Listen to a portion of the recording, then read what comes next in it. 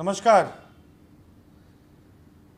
महाराष्ट्र में ठाकरे सरकार के ब्लू आइड बॉय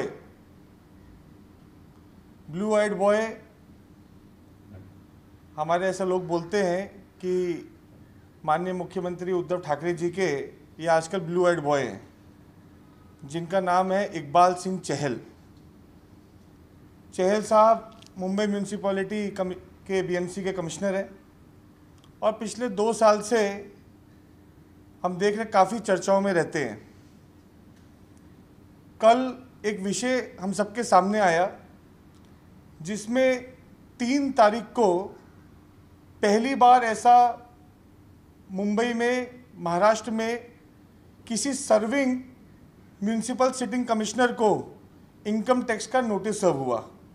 आज तक के इतिहास में कभी भी कोई भी इनकम टैक्स ने किसी भी सिटिंग म्यूनसिपल कमिश्नर को उसकी पोस्ट के ऊपर एक स्टैंडिंग कमेटी के चेयरमैन के भ्रष्टाचार के ऊपर नोटिस सर्व नहीं किया है। मेरा ये प्रश्न रहेगा आज कि 2 घटनाएं हुई इसमें। पहली बात कि इनकम टैक्स डिपार्टमेंट से मेरा ये प्रश्न रहेगा कि सिर्फ जांच नेताओं की क्यों होती है, ब्यूरोक्रेट की जांच क्यों नहीं होती। और स्टैंडिंग कमेटी के चेयरमैन यशवंत यादव के 2 साल में 36 प्रॉपर्टी 22 महीने में बनाने के बाद जो भ्रष्टाचार के आरोप लगे, करोड़ों रुपए के, अभी तक 300-350 करोड़ रुपए की ऑफिशियल जो उनकी जानकारी आ रही है कि उन्होंने भ्रष्टाचार करके इतनी संपत्ति बनाई। तो स्टैंडिंग कमेटी में जितने प्रपोजल जाते हैं वो म्यूनसिपल कमिश्नर के उसका एजेंडा मुंबई के म्यूनसिपल कमिश्नर लगाते हैं। उनके अप्रूवल से स्टैंडिंग कमेटी में जितने प्रपोजल पास होने जाते हैं वो उसका एजेंडा सेट करने का काम मुंबई के म्यूनसिपल कमिश्नर का है। तो जितना गुनहगार, जितना भ्रष्टाचार यशवंत यादव ने किया, उसमें कितना कट इकबाल सिंह चहल को मिला है, ये मेरा प्रश्न आज इनकम टैक्स डिपार्टमेंट से भी है कि इसमें जांच क्यों नहीं अभी तक हुई। जांच एजेंसियों ने उनको अभी तक इसके दायरे में क्यों नहीं लिया, ये मेरा प्रश्न आज इनकम टैक्स डिपार्टमेंट से है कि उनके इजाज़त के बिना इतना बड़ा भ्रष्टाचार होना संभव ही नहीं है। जिस हिसाब से आउट ऑफ द वे जाकर जिनको ब्लैक लिस्ट किया जाता है, ऐसे कंपनियों को कोविड का काम देना, ऐसे अनेक घटनाएं हमारे विरोधी पक्ष नेता श्री देवेंद्र फडणवीस जी ने 2 दिन पहले असेंबली में भी रखी कि बीएमसी में कैसे भ्रष्टाचार होता है और उसके आंकड़े करोड़ों में जाते हैं, करोड़ों में, अरबों में उसके आंकड़े जाते हैं। तो इसमें मुंबई के म्यूनसिपल कमिश्नर का कितना हाथ, कितना रोल है, ये प्रश्न आज मुंबई की जनता में एक प्रश्न सबके मन में निर्माण हो चुका है।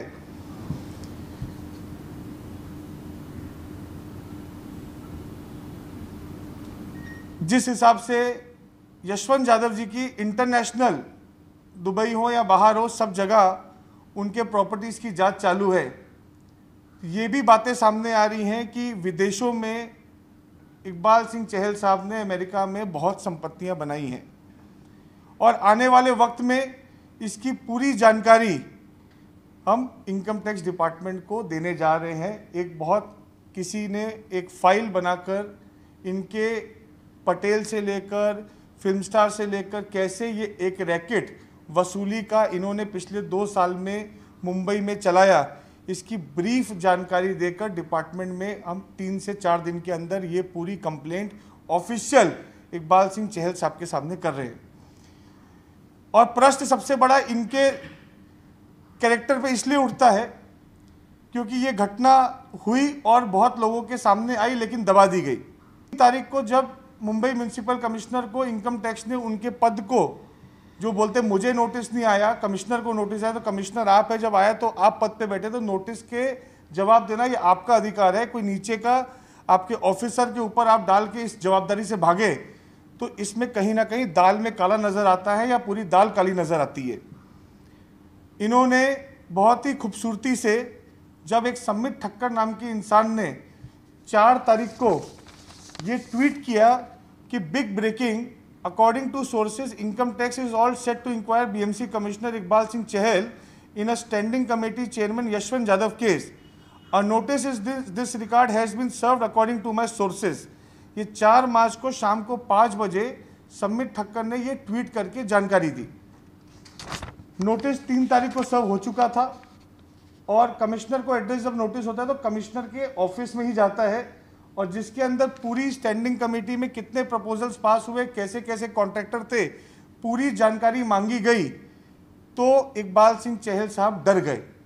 क्यों डर गए?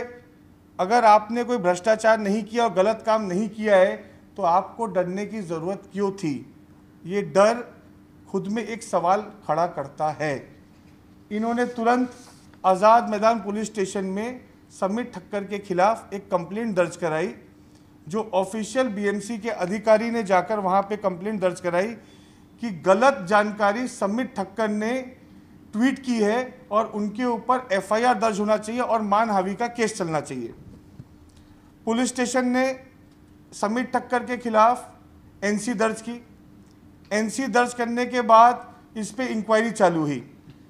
इन्होंने बहुत प्रेशर किया और प्रेशर करके इन्होंने इसको एफआईआर में कन्वर्ट किया जाए कि कहीं ना कहीं कोई भी इंसान ये नोटिस के बारे में और भ्रष्टाचार के बारे में बात ना करे और एक प्रेशर बिल्डिंग का काम हो।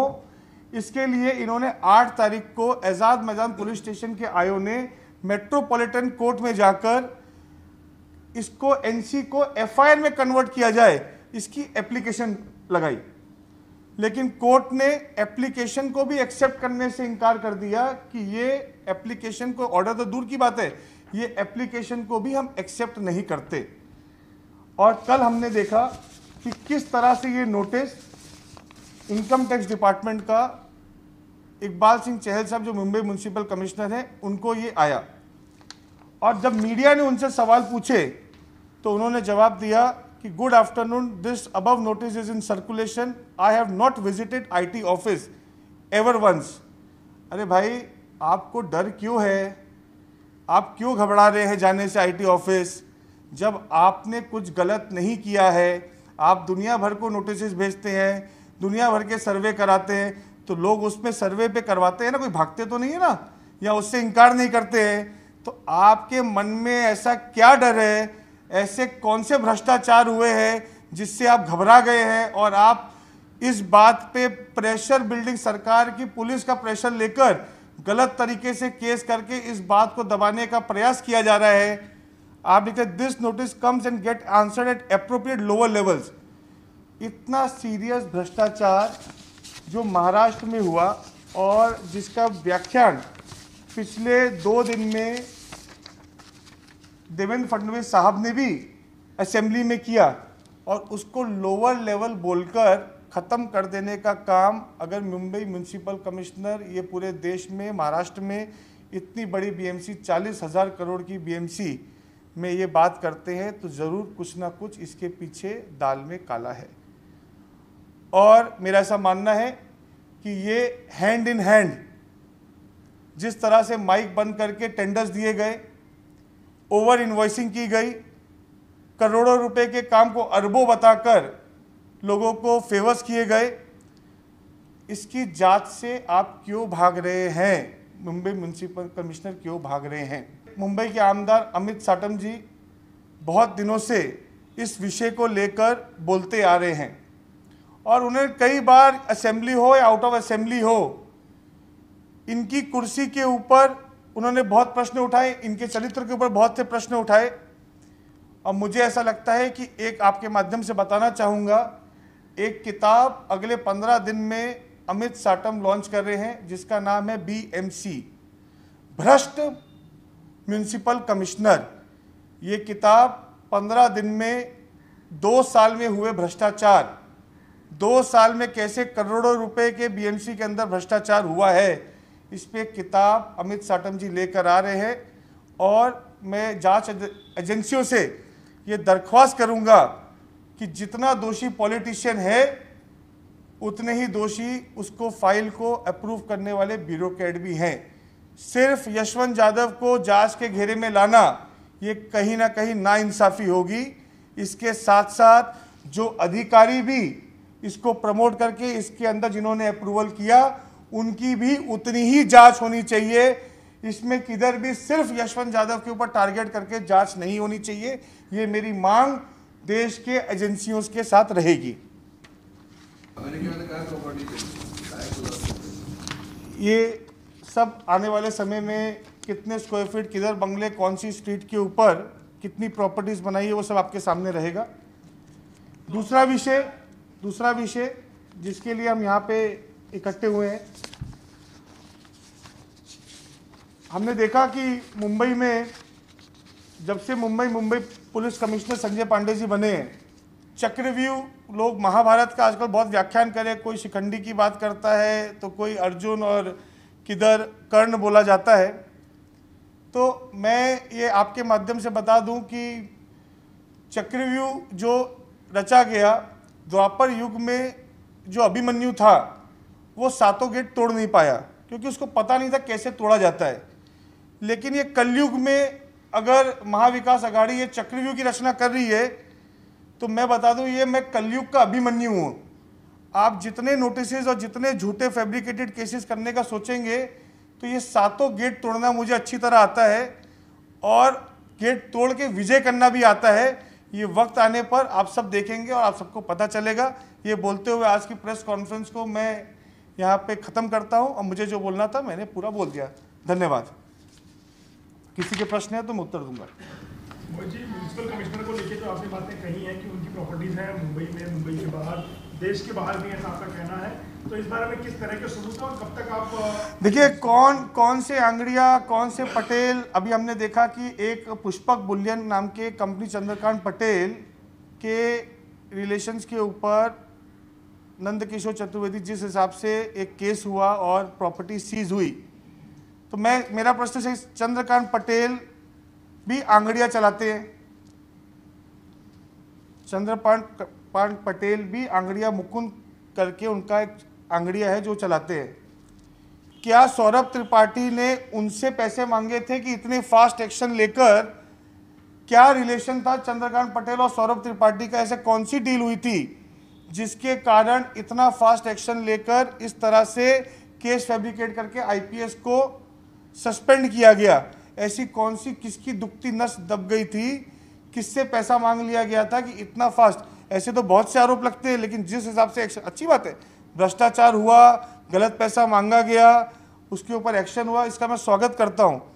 वैसे ही कौन कौन से आंगड़िया वालों बहुत बाहर पैसा भेजते हैं, ये एक मुर्जी करके, कोई एक पटेल करके कौन आदमी है, ये आने वाले समय में आपको सबको पता चलेगा कि कैसे पैसा एक अलग तरीके से, आंगड़ियाँ गलत तरीके से माध्यम से यहाँ से भ्रष्टाचार करके बाहर भेजा जाता है, कैसे कैसे कंपनी से पैसा रूट होता है।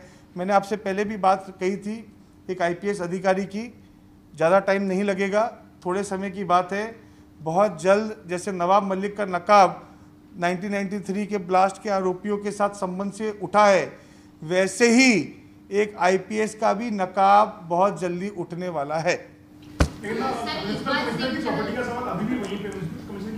आएगा। देखिए मैं सब जितने कागजात हैं जो एजेंसी को जाएंगे वहां से जब जांच होगी, मैंने आपको क्या बोला कि सिर्फ पॉलिटिशियन पे जांच नहीं होनी चाहिए। स्टैंडिंग कमेटी में भ्रष्टाचार हुआ है तो उसका टेबल एजेंडा कौन सेट करता है? उसका table agenda municipal commissioner set करते हैं। अगर वहां से भ्रष्टाचार होकर इतने प्रॉपर्टी बनी है, उनको कितना कट मिला है, उनको कितना पैसा मिला है, और वो इससे भाग क्यों रहे हैं? वो क्यों बोल रहे हैं कि मैं 10 तारीख, आप इतने बड़े सीनियर अधिकारी हैं, अगर आपने कुछ गलत नहीं किया तो आप जाते हैं इनकम टैक्स ऑफिस, आप क्यों जाने से इनकार कर रहे हैं? आप क्यों भाग रहे हैं? क्यों डर है आपको? किस बात का डर है? और आपने ये नोटिस आने के बाद आपको लगा कि कैसे मुझे कार्रवाई करनी चाहिए, भारतीय जनता पार्टी को डराना चाहिए, तो मुझे जिस हिसाब से दर्जनों नोटिस भेजे चहल साहब ने, ये उनका डर था कि आज उनको लगा कि डरा के अगर ये सब चीज़ें कहीं बंद हो जाए, उनका भ्रष्टाचार ना निकले, इनका घर तोड़ दो, इनके ऑफिस तोड़ दो, घर में घुस के बच्चों को धमकाया जाए, बूढ़े माँ बाप को धमकाया जाए। ये जो स्ट्रेटेजी इन्होंने की, ये स्ट्रेटेजी से पर्दा इनका उठेगा। ना हम तुमसे डरते हैं, तोड़ना है स्वागत है। कंगना का भी घर आपने तोड़ा, राणे साहब का भी घर आप तोड़ रहे हैं, कल मेरा भी घर आप तोड़ देंगे। आने वाले समय में आपका मन करेगा आप आशीष सलाह साहब का घर तोड़ देंगे, लोढ़ा जी का घर तोड़ देंगे। पावर आपके पास है, आप खुद कांच के घर में रहते हैं, पत्थर आज मारोगे। लेकिन आपको बता दें, हमारे घर जो है वो कांच के नहीं है, वो पूरे आरसीसी के बने हुए हैं। कांच के घर में आप रहते हो, यहाँ से तो छोटा सा पत्थर लगेगा तो ऐसे चकनाचूर आपके होके आपका साम्राज्य गिर रहा है। वो पूरे भ्रष्टाचार जैसे जैसे उजागर हो रहे हैं, वो महाराष्ट्र नहीं पूरा देश देख रहा है। आपने एक बड़ी बात कही अभी सौरभ त्रिपाठी को लेकर, जैसे आपने बताया कि अंगड़िया चंद्रकांत पटेल जो है वो तो पैसा किसका था इतनी जगह की। सौरभ त्रिपाठी सही है या गलत है? मैं नहीं बोलता सौरभ त्रिपाठी सही है गलत है। मैंने क्या बोला कि वो कौन सा अंगड़िया वाला था जिसकी कंप्लेंट के ऊपर इतना फास्ट एक्शन हुआ, उसमें चंद्रकांत पाटिल का क्या रोल है? ऐसी कौन सी किस आदमी से पैसे मांग लिए थे कि ये सरकार की दुखती नस दब गई कि तुरंत इतना एक्शन हो गया? मैं नहीं बोलता सौरभ त्रिपाठी सही है कि गलत है। मैंने बोला कंप्लेनर कौन था इसकी जांच होनी चाहिए कि, तो वो तो अब चंद्रकांत पटेल से पूछिए आप किसके पैसे थे। मैं तो आपको नाम बता दिया ना पटेल, और कितना बोलूं आपको खुल के भी, आप इशारा तो आपको दे दिया, बाकी ये इन्वेस्टिगेशन आप कीजिए। सर, और एक आरोप इकबाल सिंह चहल पर लग रहा है कि उनके भाई ने उनके द्वारा सोनू निगम को धमकाया है, और अमित साटम ने भी कल ये विधान भवन में कहा है, लेकिन इसका भी इनकार इकबाल सिंह चहल करते हैं। उनका कहना है कि राजेंद्र नाम का जो व्यक्ति है उससे मेरा कोई लेन देन नहीं। देखिए ऐसा है, चहल साहब तो नोटिस का भी इनकार करके पुलिस में कंप्लेंट फाइल किए। आप म्यूनसिपल पुलिस कमिश्नर हैं, आप म्यूनसिपल कमिश्नर हैं। आपके ऑफिस में अगर सिंधे हाउस आज किसी के घर पे नोटिस आता है, आप बोलते हैं, आप कंप्लेंट करते हैं जाकर कि कोई आपको नोटिस नहीं मिला, और ऑफिशियल आपका अधिकारी कंप्लेंट कर रहा है। ये कितना बड़ा पावर का दुरुपयोग है, कितना बड़ा दुरुपयोग है। ये कंप्लेंट की कॉपी है जो म्यूनसिपैलिटी का एक अधिकारी पुलिस में जाके कंप्लेंट कर रहा है कि इसके खिलाफ एक्शन होना चाहिए, समीर ठक्कर के खिलाफ। रिटर्न कंप्लेंट है, रिटर्न एनसी लिखाई गई। मतलब आपको डर किस बात का है? तो इसका मतलब आप तो झूठी बोलते हैं। आपकी बात का भरोसा क्या चहल साहब? आज तो आपने ये आपका साफ बताता है कि हैंड इन हैंड ग्लव्स आप भ्रष्टाचार में लिप्त हैं। ये आपका डर बताता है। ये आपका झूठा जो केस आपने करने की कोशिश की, ये आपका डर नहीं, ये आपके अंदर का किया हुआ पाप आज लोगों के सामने उजागर ना हो जाए, और आप भी नवाब मलिक के साथ कहीं बाजू के पड़ोसी ना बन जाए। ये झूठा केस करके आवाज दबाने का जो आपने प्रयत्न किया, काम चालू किया, तो ये आप समझिएगा कि ये आवाज तो अब उठना चालू हुई है। अब तो पूरा आपका होम मिनिस्ट्री में जब आप शिंदे साहब के साथ थे, वहां से क्यों हटाया गया और कहां कहां कितना भ्रष्टाचार हुआ, ये पूरी फाइल बन के इसकी पूरी जांच होनी चाहिए। ये हमारी मांग है। सोनू निगम के केस के बारे में आप? सोनू निगम जी का केस है, वो अमित साटम जी देख रहे हैं। अमित साटम जी बुक लिख रहे हैं, उनके पास तो पूरी थीसिस है बीएमसी के ऊपर, भ्रष्ट म्युनिसिपल कमिश्नर। आप साटम साहब से पूछिए, साटम साहब आपको एक एक भ्रष्टाचार उंगलियों पे गिनाएंगे।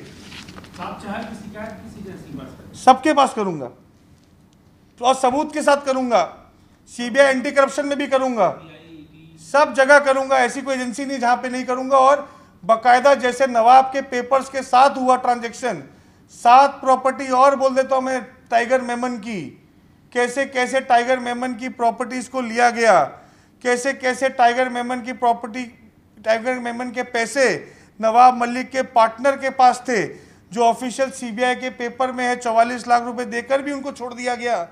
ये सब जैसे जैसे बाहर निकला है, वैसे वैसे चहल साहब का भी बाहर आने वाला है। सर, अजान को लेकर आपने जो मांग की है लाउडस्पीकर के बारे में, क्या आप पुलिस कमिश्नर को इसके बारे में खत लिखने वाले? मैंने बोला आपको, मैंने आपको बोला कि official delegation led by Mumbai BJP president MLA, senior most MLA Shri Mangal Prabhat Lodha ji, आजान को, हम आजान के खिलाफ नहीं है। लाउड स्पीकर पे जो अजान होता है इलीगल तरीके, विदाउट परमिशन के लाउड स्पीकर जो लगे हुए हैं, उसके खिलाफ है। लाउड स्पीकर को उतारना चाहिए। ये डेलीगेशन लेकर मंगल प्रभात लोढ़ा जी माननीय मुंबई पुलिस कमिश्नर संजय पांडे जी के पास जाने वाले हैं।